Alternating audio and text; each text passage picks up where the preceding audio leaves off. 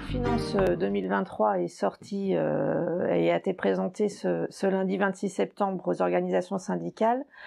Alors à la Direction générale des finances publiques, on continue encore et encore dans les suppressions d'emplois. Donc nous sommes toujours pas satisfaits de ce projet de loi de finances.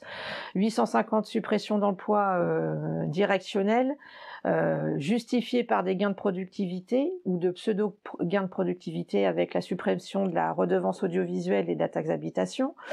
850 emplois en moins qui ne permettront pas de faire face à l'ambition soi-disant de la Direction générale d'améliorer la qualité du service public, car depuis un certain nombre d'années, les réformes engagées ont détruit de façon considérable la qualité des missions et les conditions de travail des personnels. Alors, ce PLF n'est ni innovant ni en rupture avec les précédentes réformes et les précédentes lois de finances. Bien au contraire, il poursuit de façon inlassable la destruction de la DGFiP, même si on nous vante des crédits, notamment pour l'informatique, qui vont être en augmentation conséquente, 450 millions d'euros qui vont être concrétisés, mais aucune contrepartie pour les personnels. Bien au contraire, d'ores et déjà dans le futur contrat d'objectifs et de moyens, des axes envers de nouvelles réformes sont en perspective.